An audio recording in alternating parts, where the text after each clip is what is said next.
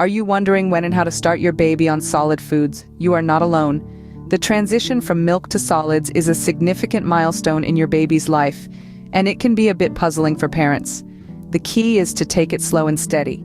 To start this weaning journey, we'll turn to purees of fruits and vegetables such as carrot, tomatoes, banana, pumpkin, bottle gourd, and papaya.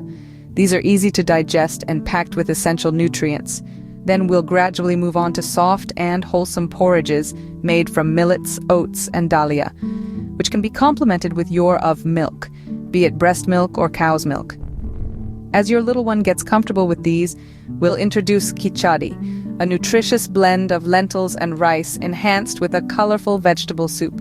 This soup is a delightful medley of orange, white, and green veggies, each carrying its unique set of benefits. Remember, the goal is a smooth transition, not a sudden shift.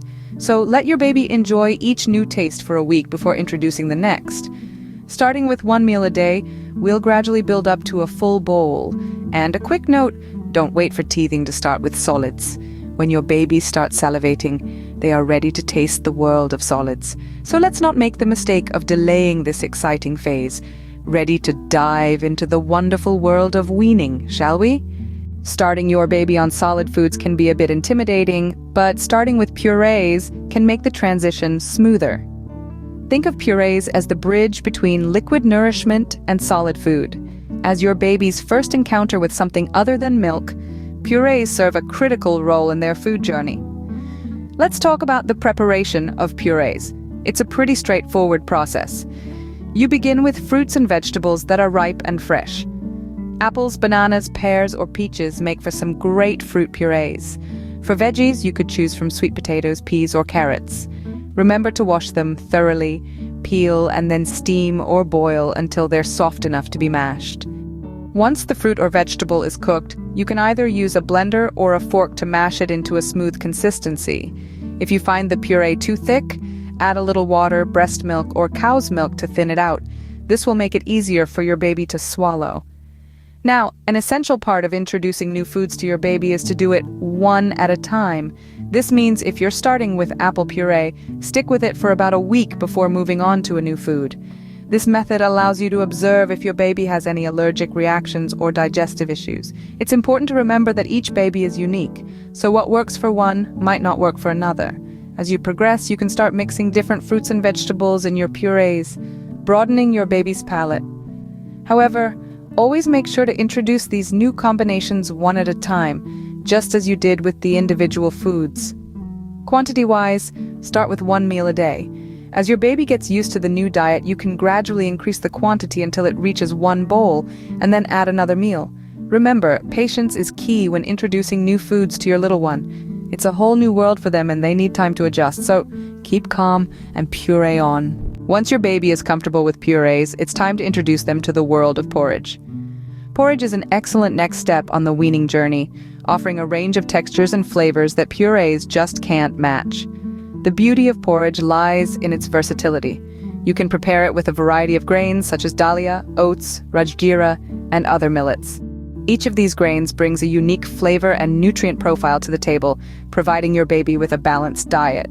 Let's start with dahlia, also known as broken wheat. It's highly nutritious, easy to digest, and quick to cook.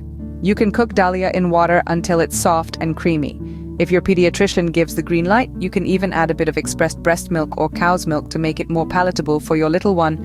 Next, we have oats, a powerhouse of fiber. Oats porridge is a great way to introduce your baby to new textures. You can cook oats in water or milk until they reach a soft, creamy consistency. Remember, the goal is to gradually introduce your baby to different textures, so don't worry if they don't take to it immediately. Then there's rajgira, also known as amaranth.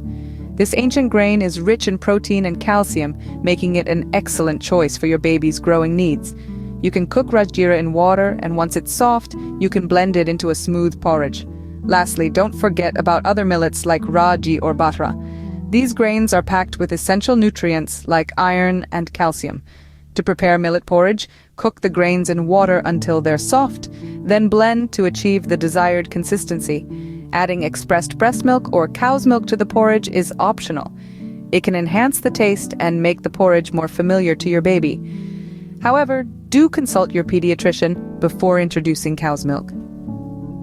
Porridge is a great way to introduce your baby to a variety of textures and flavors. So don't be afraid to experiment with different grains and see what your little one enjoys the most. Remember, patience and persistence are key when it comes to weaning. Happy feeding! Now that your baby is enjoying porridge, it's time to introduce them to khichdi. Khichdi, a traditional Indian dish, is a wonderful meal to add to your baby's weaning journey. It's a hearty mix of rice and lentils, often cooked with a variety of vegetables. This dish is not only easy to swallow, but also packed with essential nutrients that your little one needs. So, how do we prepare this wholesome meal? Let's start with the vegetable soup that we'll mix into the khichdi. To make this soup, we'll choose vegetables of 3 different colors: orange, white, and green. This isn't just for aesthetics. Each color group has a distinct set of nutrients that will contribute to your baby's overall health. For the orange vegetables, we can choose from pumpkin or carrot, both of which are sweet and packed with vitamins. White vegetables like bottle gourd and sweet potato are excellent sources of fiber and other essential nutrients. And for the green, spinach or French beans are great options, packed with iron and other vital minerals. Now, to prepare the soup, wash these vegetables thoroughly and chop them into small pieces. Add them to a pot of boiling water and let them cook until they're soft and tender. Once cooked, blend them into a smooth puree. Remember, the goal is to make the soup as smooth as possible to avoid any choking hazards for your little one. As for the khichdi, soak a handful of rice and lentils for about 30 minutes. Drain and add them to a pressure cooker with a pinch of salt. Cook until they're soft and mushy. Once it's done, mix in the vegetable soup until it reaches a consistency that your baby can easily swallow. Introduce this meal slowly, starting with a few spoonfuls and gradually increasing the quantity over time. It's also important to monitor your baby for any signs of allergies or discomfort after introducing this new food. Khichdi is not only nutritious, but it's also versatile. You can change up the vegetables you use in the soup, add different types of lentils, or even mix in a bit of ghee for added flavor and nutrition. This allows you to continuously introduce new tastes and textures to your baby's diet, keeping their meals exciting and varied. Khichdi is a nutritious and delicious meal that your baby is sure to enjoy. And remember, the journey to solid foods is all about exploration and enjoyment, so have fun with it and happy weaning. As you embark on this exciting journey, there are a few common mistakes to avoid.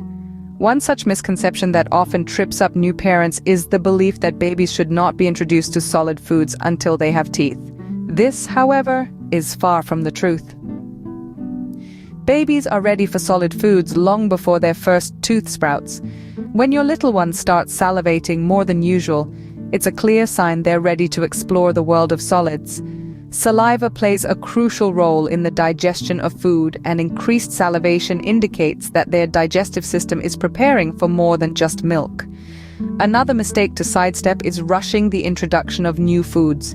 Each new food should be introduced gradually, over a week, to check for any possible allergies or discomfort. This cautious approach will also help your baby adapt to the new tastes and textures. When it comes to serving sizes, remember to start small. 1 meal a day, gradually increasing to a bowlful, is a good rule of thumb. Adding another meal can be considered once your baby comfortably finishes 1 bowl. Lastly, don't be disheartened if your baby doesn't take to a particular food immediately. Patience and persistence are key in this journey. Remember, each baby is unique and will progress at their own pace. Introducing your baby to solid foods is an exciting milestone in their life. As we've discussed, it's a process that should be gradual and mindful, starting with purees of vegetables and fruits. This method ensures your baby gets used to different textures and tastes, paving the way for a diverse diet. The next phase involves moving on to porridges, such as dalia, oats, rajira, and other millets. You can add expressed breast milk or cow's milk, but remember, it's optional and depends on your baby's preference. Finally, we explored the introduction of khichdi with vegetable soup. This dish is packed with nutrients, and the soup provides an excellent source of hydration. A key reminder is to introduce 1 food at a time, repeating each for a week to check for allergies or any discomfort. And don't rush. Start with 1 meal a day, gradually increasing the quantity until your baby is eating a full bowl. Remember, this is a journey, not a race. Enjoy this special time with your little one.